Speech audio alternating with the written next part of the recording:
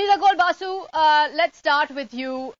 You are someone who has been an observer of the cultural scene. You've been part of many cultural products. You were, in fact, the organization that also created Kaun Banega Crorepati, which the film is, to some extent, based on. Now, all these products, these cultural artifacts, Arvind Adiga's book, Salam Bombay, Slumdog Millionaire, is this the dirty, poverty-stricken, degraded India that the West loves?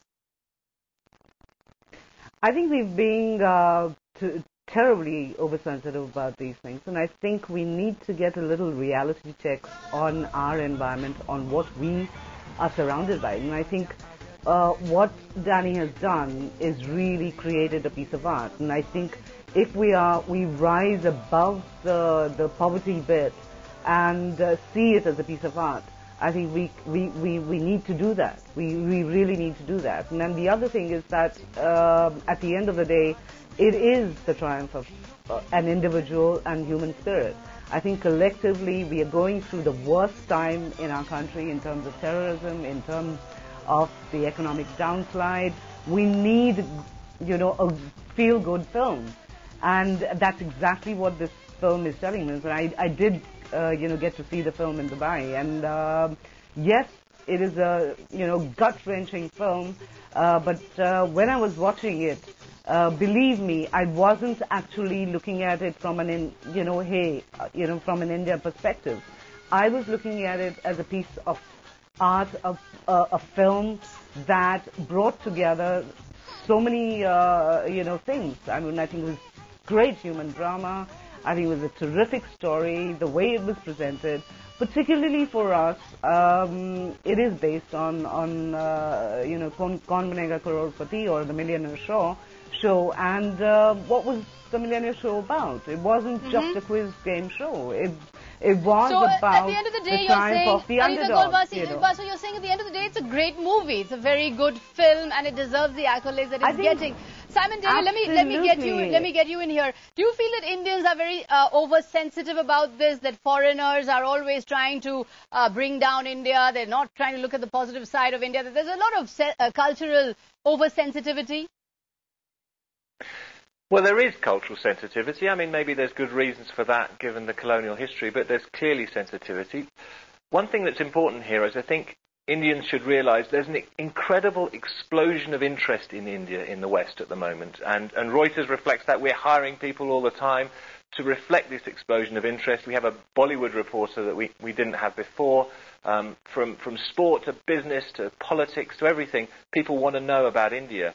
And there's a lot of films you could have mentioned, a lot of books you could have mentioned, which are about the complexity and the colour of India and the human relationships in India. So, sure, you can pick out one book and you can pick out one film and say they're about poverty, but it would be a bit weird if there wasn't one book and one film where any books or films where poverty and slums were mentioned. So, first of all, I think it's.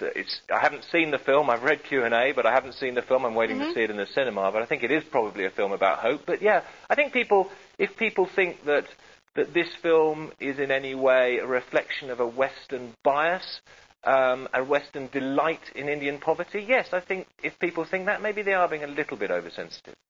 Sherry Sabharwal, how do you react to that? There have been lots of other good films made about India by Western directors. The Namesake, Bend It Like Beckham, Monsoon Wedding. None of these really made it to the top, but a film about slums really mops up those awards.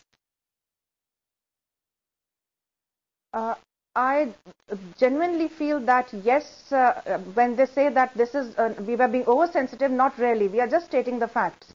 The films that run, that are getting all the accolades, are those which highlight the poverty, the underbelly of the society, the seamier side of the Indian society, or any underdeveloped country for that matter. The interesting part is that India itself has made a lot of realistic films in 70s and 80s, and none of them really made it to the Oscars or any other place. They were never given the kind of attention they deserved. Not only that, the masala films were not taken into any cognizance because it was believed that these are, lowbrow. But on the other hand, West, which has a lot of films which are really masala films in the Indian sense of the word. They are fantasies, whether they are thrillers or whether they are rom-coms. Yet it is this kind of films that really gets attention of the people. Now, India has other things happening here. We have the BPO films made even if films are made on things such as the call centers, they are usually trivialized. They are comedies. Whereas this kind of films are made with a more serious intent. I'm not saying they're trying to in any way run down the country, but yes, that is what sells. Because when you have a tourist from the West, sells. You tell them, let's go to Delhi and let me... Yeah, right. Yeah, you take them Shireen to Miller, I have a...